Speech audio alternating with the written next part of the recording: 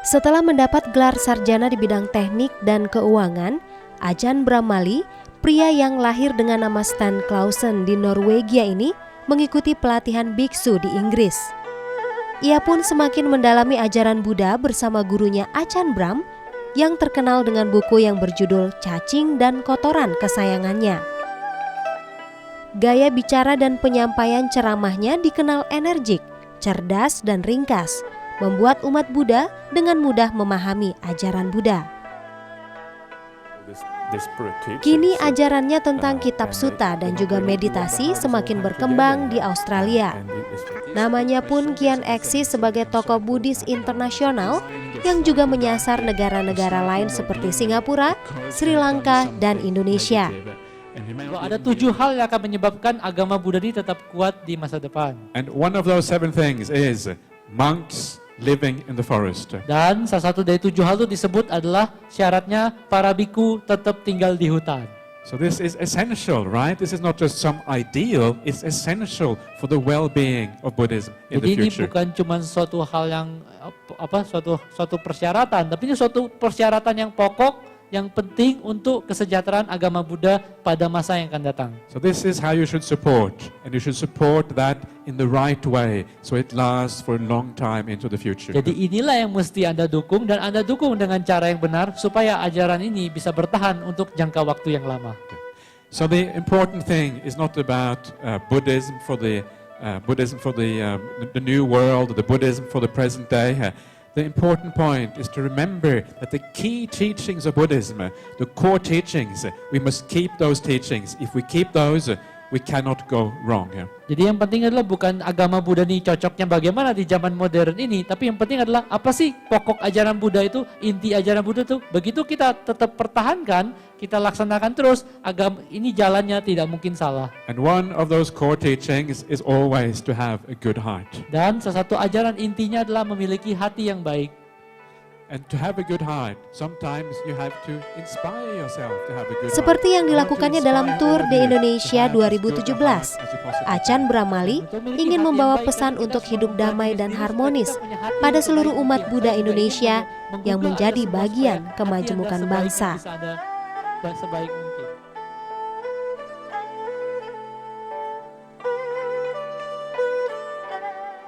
Apa kabar pemirsa? Senang sekali saya Rahma Mandasari dapat menyapa Anda dalam program SELASAR BUDI edisi spesial kali ini. Ya, terlahir dengan nama clausen, pria berkebangsaan Norwegia yang juga seorang sarjana teknik dan finansial ini memilih untuk menghabiskan sisa hidupnya menjadi seorang biku. Tokoh agama Buddha internasional ini cukup populer di Indonesia pemirsa, karena ia juga merupakan salah seorang murid dari ajahn Brahm yang terkenal dengan buku yang berjudul Cacing dan Kotoran kesayangannya. Biku itu sudah hadir bersama saya kali ini. Ajahn, how are you? I'm very well, thank you. Nice to meet you. Yeah, nice to be here as well. I'm very glad to have a seat with you. Would you like to share? But first, how was your day in Solo? It was great. It is one of the nice things about being a Buddhist monk is that when you travel around, you always have a very nice message, a message about peace and harmony and kindness and these kind of things. So in Solo, very, very nice day. So what do you think about our country, Indonesia? It's a wonderful country. It's a wonderful country. When you come from Norway, Norway is a very cold country. So when you come to Indonesia, the temperature is very nice, especially when you have air conditioning, temperature very nice, but also very beautiful, very green, nice beaches, beautiful mountains, all the volcanoes, and also people, very, very friendly people. Friendly people. Very, very friendly people, yeah. Okay, Ajahn, you were born in Norway, a Viking country. Yeah. So how could a Viking become a monk? So I decided, when I was young, I decided no more fighting, no more kind of violence, anything like that, right? I decided that. So put the Viking roots behind me and move in a different direction. This is what happens. But these days, Norway is actually a very peaceful country. So often people are not very religious in Norway. Quite kind of religion not very strong. So very easy in Norway to become a Buddhist, for example. So if you like the Buddhist teachings, then it's very easy to move from anything else and become a Buddhist. How did you find Buddhism teaching? Buddhist teachings I found, first of all, when I was about 12 years old. I remember sitting in my little room and I was thinking, it would be very nice to live by myself in the forest.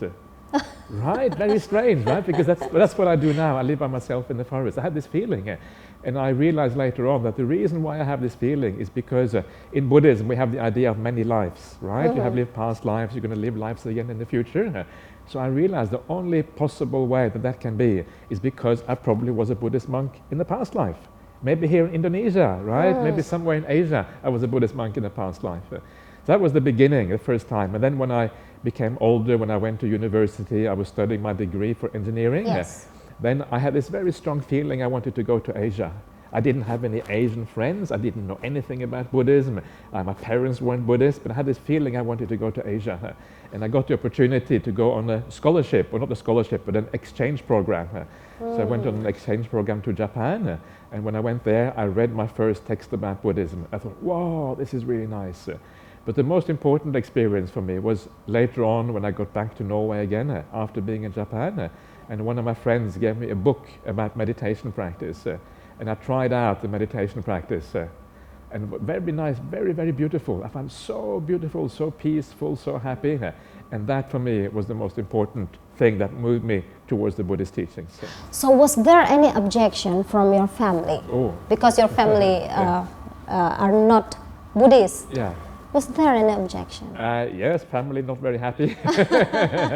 It's always like that. Family, family is always, there's always attachment in a family. You're attached to your children, children are attached to the parents. It's always difficult to let go of your child. So my parents said to me, they said, oh, we have failed in our upbringing because you're becoming a Buddhist monk.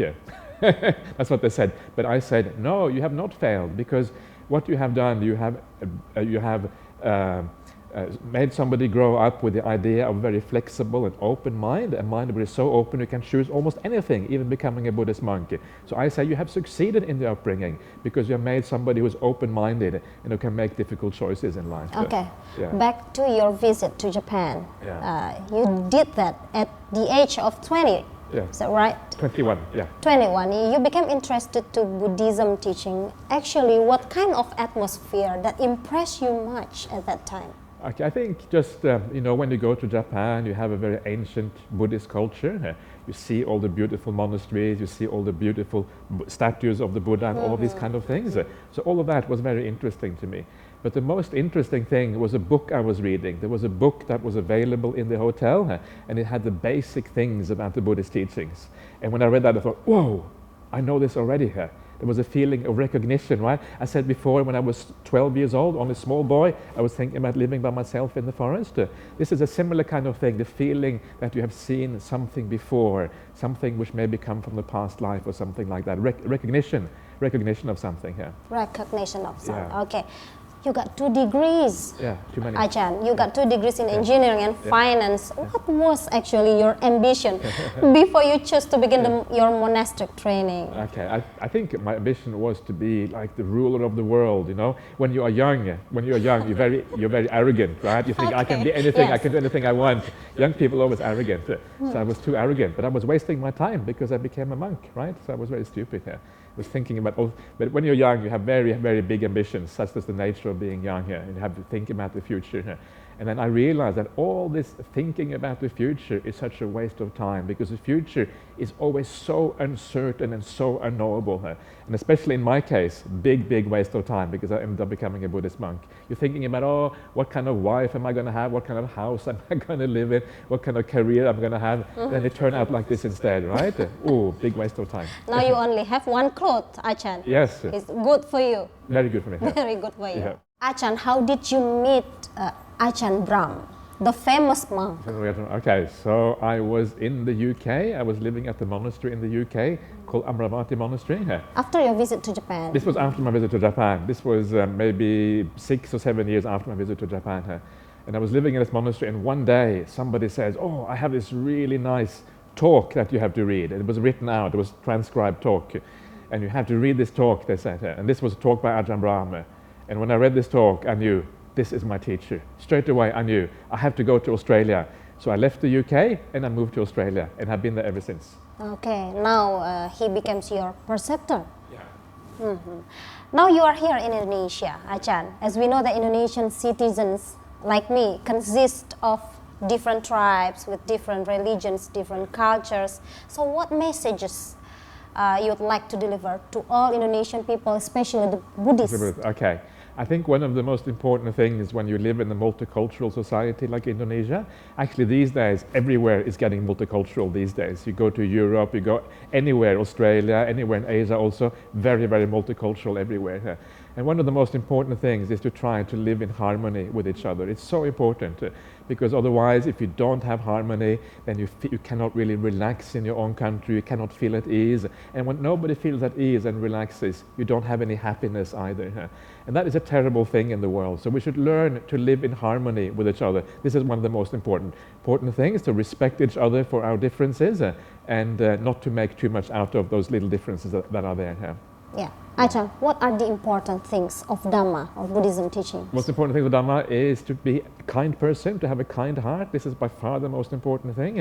And anyone who has a kind heart, and I mean kindness through your actions, kindness the way you speak, but also kindness in the way you think, right? This is the most difficult one. A person who is a true Buddhist practicing the right way will practice kindness in all of those areas. And if you do that, if you practice in that way, then you will have harmony. There will be no problem there anymore. Ajahn, you're also known as a monk whose sermon is easy to understand. So what is the best method, according to your opinion, what is the best method of speaking or giving sermon to people? Okay, number one, you have to know the material, you have to know what you're talking about. So you have to have read the basic, if you're Buddhist, you have to know the word of the Buddha. If you are a Christian, the word of the Bible. If you are a Muslim, the Quran, or whatever it is, you have to know the basic material. Then when you know the basic material, you have to internalize it, you have to think about it, you have to understand it properly, and then you have to deliver it in your own words afterwards in a way that everybody can understand. If you really understand something in a very deep way, it's actually quite easy to give it out to other people in a simple way. Would you like to share your first experience, I think, which is unforgettable for you? Share your experience while being a monk, or the first time you gave sermon to people. Okay, first time I gave sermon to people, I was a little bit nervous. A little bit nervous. Yeah, many people sitting there in the hall watching, Okay. So always difficult the first time. But I think what I talked about the first time, I talked about the meaning of life, right? What is the actual meaning of life?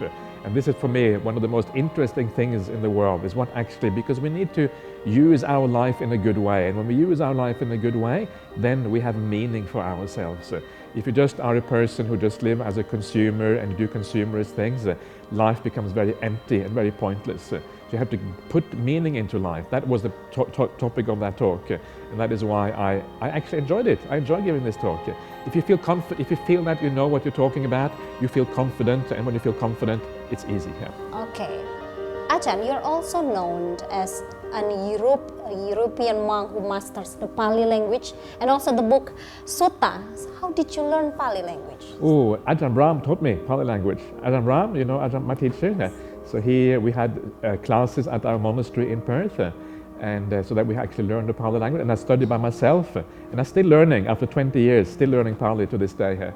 And then I started reading the Sutta, the word of the Buddha. I started to read that in the original language, in the Pali. And that's when then I started to translate from Pali into English. And when you translate, you learn a lot. You really have to be very careful how you do things when you translate. How long did you spend for mastering the language? Oh, still not mastering. Mastering is like forever. It's like English language. English language, very complicated, right? Yes. You never feel that you completely master. It's always growing, always learning more here. Yeah, that's what's interesting here. Okay. Yeah. All right, Ajahn, Buddhist religion has some sects such as Theravada, Mahayana, and Tantrayana. So how do you unify these sects and embrace them as the main Buddhism teaching? Okay. So I think the first thing is that we have to respect differences. There's always going to be differences in the world, and because of that we have to respect each other, that we are different. But also there are many things in common, and that not only between the different sects of Buddhism, but also between the different religions like Islam or Christianity or whatever. And when we focus on the similarities, the things we have in common, that's when we have much more harmony. And the main things that are in common in all of these Buddhist sects is the idea that you have to be kind. The way the practice is actually very similar. You have to be kind, and then you have to make your mind peaceful and calm in meditation practice. And these are the most important things in the Buddhist teachings. If you focus on that, we can all be brothers and sisters and be happy together here. Okay. Ajahn, the essence of Buddhism teaching is doing virtues, goodness in life. So, Seji International Foundation, for example, founded by a bhikkhuni, Master Chen Yan in Taiwan. This foundation has been accepted in many countries, including Islamic countries, for its universal principle. What is your opinion about this foundation? It's good. It's wonderful. It's great. You know, it's good that we have. Sometimes the Buddhist organizations are not known for doing so much charity work. Often Christianity is much more famous for that, for example. I don't really know that much about Islam, so I cannot say, but I know Christianity is famous for that. When it comes to Buddhism, this is one of the few organizations that does a lot of good work for Buddhism. I think it's wonderful. I think it's good PR for Buddhism. We need good PR. Sometimes Buddhist people do bad things just like everybody else. That's just the nature of being human beings. So I think it's great. But it's not really enough. We have to do more than that. So as a Buddhist, that's step number one, is to do charity work. But as Buddhists, we should also do a little bit of meditation practice. Because that meditation actually helps you in your charity work. It makes you peaceful. It makes your heart more pure. And when your heart is more pure, you can be even more kind. And you can do even more charity in an even better way. That's why you focus also in meditation. Yes, very much so, yeah. Ajahn, becoming a monk means you have to let go of pleasures. You have to let go, some funs, and live in simplicity and spend time for meditations. What are the benefits of meditation into human soul? Okay, so when you become a monk, you let go of the small pleasure, but you get the big pleasure. Yeah, this is kind of the idea of being a monk. Because the idea is that if you live in the right way, you feel a sense of happiness inside. When you are kind to other people, sometimes you feel joyful when you do an act of kindness, right? I think everybody knows that. You feel a joy inside. And then by living in a pure way and then also doing the meditation practice, the idea is to find a peace of mind, a happiness and joy that is much more profound and beautiful than the ordinary happiness of the world. So after a while, very happy to get rid of everything, right? And live simple. Some of the most happy people that I know in the whole world, they live very, very simple lives. One of my teacher, Ajahn Brahm, he spent 6 months just living in a small hut, 7 square meters, tiny, tiny hut. He lived for tiny. 6 months in this hut, not going anywhere else for 6 months, not talking to anyone for 6 months. And when he came out, just doing meditation? Just doing meditation practice, nothing else except meditation practice. And when he came out, he said, 6 months of bliss. Yeah, pure bliss for 6 months, nothing else. So this is kind of the Buddhist idea. Yeah, and that's why it is possible to be a monk. It's not because you're giving anything up. What you are giving up is the lesser things. You gain something more.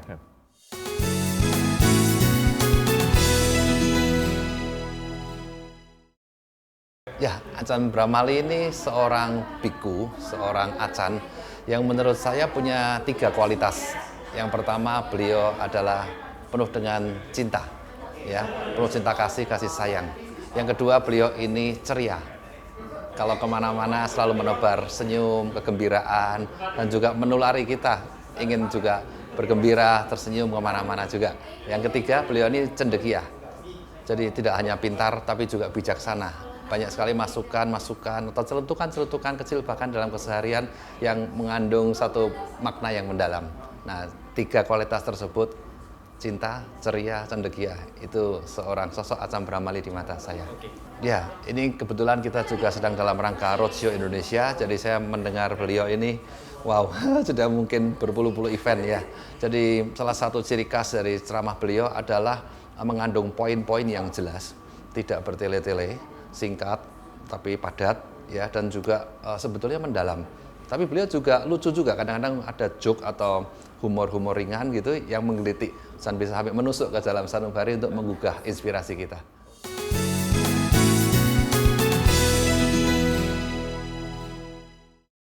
Ajahn, we live in one world with so many international issues and conflicts. What do you like to say to all Buddhist people around the world related to living in harmony and peace? Yeah, okay. One of the very basic ideas in Buddhism is that everything is impermanent, always changing. Everything is unreliable. You never know where something is going to go next. So sometimes you look at the world of politics, you think, oh no, it's going the wrong way. Things are not heading the right way. People getting more aggressive and more violent, and all of these kind of stupid things that happen in the world. So the first thing to remember as a Buddhist is that things are always going to be unreliable, and that is why we have the Buddhist teachings. From a Buddhist point of view, the idea of the Buddhist teaching is that they are a refuge, a place where you can go and find something more solid, to live in a way that gives you happiness regardless of what happens in the world. So as Buddhists, the first thing is to remember that, to have a place of refuge.